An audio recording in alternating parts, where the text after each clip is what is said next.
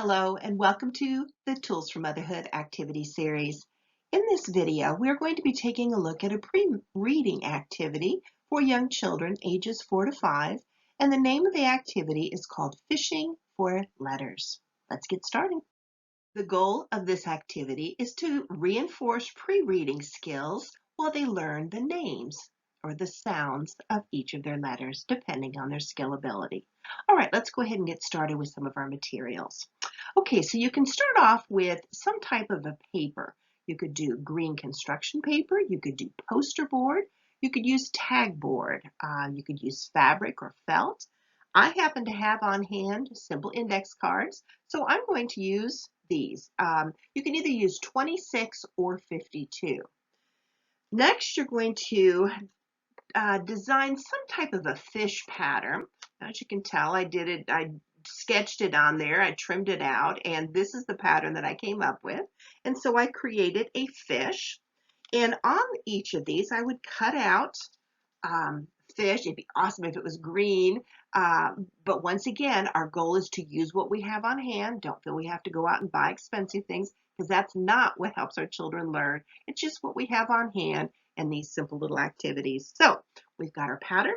Next, you will write out either their capital, the capital letters on each of them, or you can do a lowercase letter. Once again, as you can see, these are not cut out fish shapes. These are just simple index cards. So again, go to whatever depth you want to go to. If you start off with something like this and you find that they really like it, then you may want to go into green construction paper and some cute little fish patterns.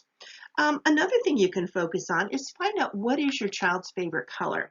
Depending on what color it is, my son's favorite color was orange. So anytime I had a choice, I would always use orange. So this being his favorite color, I could have used orange to draw each of the letters.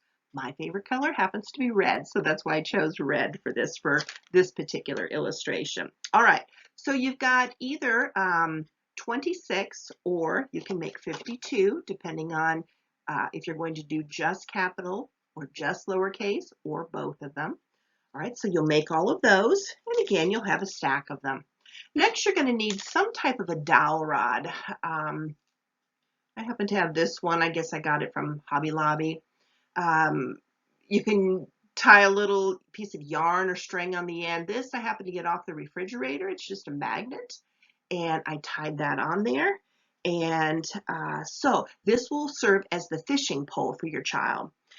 Do you have like a hearth for a fireplace? This is what I use. We lived in a duplex at the time, and we had a little hearth, and so I had him stand on it, and I put all of the little alphabet capitals or lowercase or both, depending on which one we were having fun playing with, and I'd put it in a paper sack.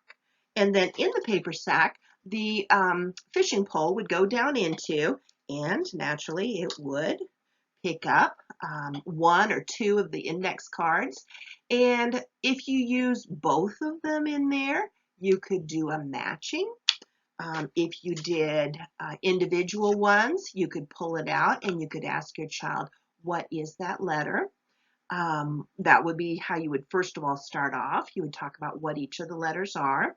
Another game you could do, you could practice the sound that that particular letter makes.